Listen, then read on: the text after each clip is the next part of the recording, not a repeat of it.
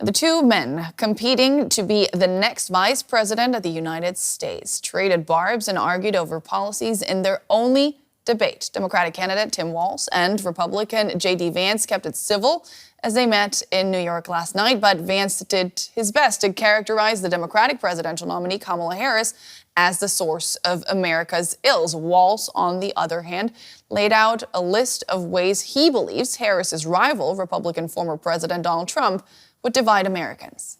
Let's keep talking about the debate with our reporter, Stephen Beardsley. Stephen, the headlines are that this was a very polite, very Midwestern debate. What set it apart from the debate between Harris and Trump a couple of weeks ago? Right, absolutely. I mean, you and I were talking about this earlier. When you look at the past debates, especially when Trump has been involved, this could almost seem refreshing. It almost seems sort of antiquated. It was a discussion about childcare policies, healthcare policies. Imagine such a thing taking place under the circumstances of the past 6 years. And it's very clear that both candidates wanted to pursue this strategy. We expected this somewhat from Walz. He's supposed to be America's coach. He's supposed to project warmth. He's supposed to be the father figure. We did not expect it as much from Vance, but he went out of his way to be accommodating. He often said, I agree with Tim here. He'd begin his answers that way. And it was very clear that both sides saved their firepower for the presidential candidates, Trump and Harris. At the same time, I find that this was a bit deceptive as well, because we know that the politics of both sides are so divergent. They're so distinct. Donald Trump is a once-in-a-lifetime figure, I would say, in terms of his political charisma, his political draw. And Vance, what he did was he was able to soften that image a good deal and talk about policy. And Walz couldn't really get his claws into that. He was so busy being nice, being approachable. And whenever he did try and approach that and sort of go after Vance a little bit, he never knew the right time, the right way to go in. I'll give you one example. There was, at the very beginning, Vance talks about Trump was the only president, or the most recent president, in which there were no major American conflicts started. This was the time in which Walz should have come in and said, what about January 6th? What about the attack on the Capitol? He missed that. It was only later in the debate when these things came out. So these basic incongruencies of a Trump presidency, the chaos, the vagueness, the idea of mass deportations, the coziness with dictators, all of this was left behind to have what would seem like a normal policy debate. And I think that's an internal structure of this debate format, unfortunately, when you have a candidate like Donald Trump. Yeah. All eyes on these two men. Who was under more pressure to perform well last night? I believe it was Vance. I mean, others would argue Walz, but I believe it was Vance, given the recent comments that have become very widespread about, childless cat ladies, his perceptions of the role of the family, the role of a woman in the family. What he talked about with Haitian immigrants, for example, in Springfield, Ohio. What came up during the Trump debate with Harris actually reflected back on Vance, because he began this whole thing about Haitian immigrants in Springfield, Ohio, eating people's pets. This plays into the immigration debate, to the kind of hard line they want to take. So by softening his image, he really was able to push a lot of that away. But a lot of his answers at the same time, they weren't very complete. He would begin by saying, immigration is not the cause of everything. And then he would come back at the end and say, but that's why these people need to leave our country immediately. There were a lot of holes in here, and Walz, again, couldn't quite dig in and expose some of those mistruths. Now, experts say that VP debates do little to sway voters on either side. Do you think this one's going to be different? I don't know. It is a difficult question. We know that a bad performance is more likely to weigh on a ticket than a good performance is likely to help it. I would say that for Vance, he definitely didn't hurt his ticket, and Walz may have a little bit. But we will have to see. In a race as close as this one, you would have to think that every performance could matter, that the optics of every debate really does matter. And I think in that sense, Vance really did further his cause. But and Walz, in that sense, didn't really help their cause in the sense of being able to say, this is not a normal ticket, this is not a normal campaign. He probably should have interrupted more. He probably should have really interjected more to really underline that point, and that's something he didn't do. That's just my opinion watching this, looking at how divergent, again, these two campaigns and the politics of them are, and how much of a unique agent of chaos Donald Trump is. Stephen Beardsley, thank you so much. Thank you.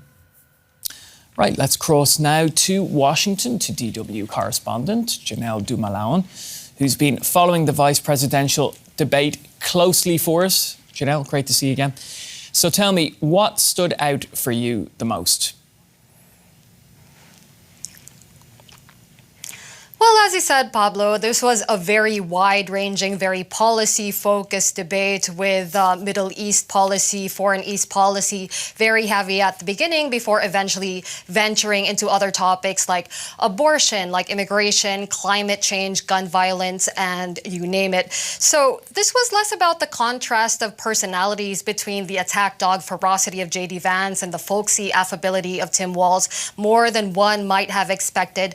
But there were a few standout moments, and one that I noted especially was one where January 6 came up, Tim Walz directly addressing J.D. Vance, asking whether he thought Trump lost the 2020 election. We know that he did. J.D. Vance dodging this question, Tim Walz calling him out on what he said was a very damning non-answer.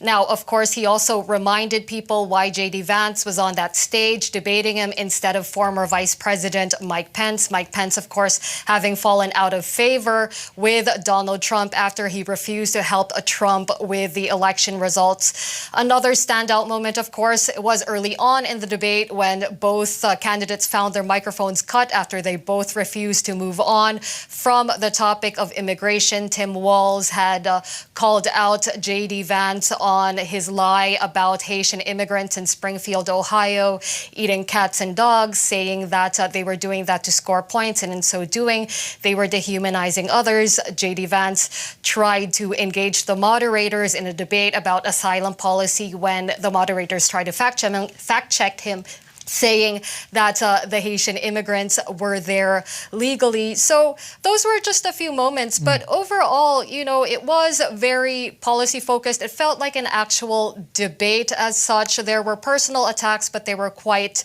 limited, even though many claims were made in the course of that debate that fell between vague and downright false. All right, Janelle, plenty to talk about there. So tell us, what are Americans saying online and on social media? How are they responding to the debate? Well, based on what I'm seeing, the emerging consensus seems to be that Walz clearly did his studying up. He clearly did brush up on his facts, but it was Vance that brought in the performance. I remember that we were speaking earlier, Pablo, about how Vance just had more experience with unscripted events like TV interviews, and that is something that did come through in this debate. So Vance was just slicker and more relaxed, and there were many moments where Tim Walz performed well, speaking about abortion, speaking about healthcare, and that January 6 moment that I talked about. But in general, he just seemed more on edge. He seemed more tense. He also seemed less conscious of the camera on him, especially in moments where he wasn't speaking. I've seen memes online already around his face. Now, for J.D. Vance, though, I think this is generally less of a worry. He really does have an audience member of one to impress. Speaking of what's happening online and on social media, Donald Trump has been posting steadily on Truth Social throughout the debate, weighing in with support for Vance, weighing in with his own policy positions, and also, as Trump is wont to do, attacking the moderators on TBS. Janelle, we're running out of time, but briefly, if you could, how much sway could this have for voters ahead of next month's election? You know, historically, vice presidential debates don't really move the needle that much. They're not as watched as presidential debates are. For example, no one actually chooses a ticket based on who the vice presidential running mate is. At the same time, there are still millions of Americans tuning in. As such, it still matters that they do no harm to the ticket that they're running on. I think they accomplished that in terms of the larger goal of whether it would convince undecided swing state voters one way or the other. I have difficulty imagining how this debate would do that. Thanks, Janelle. We'll be keeping an eye on those opinion polls over the coming days and weeks. That's for sure. Janelle Dumalone in Washington, D.C., thanks for your analysis.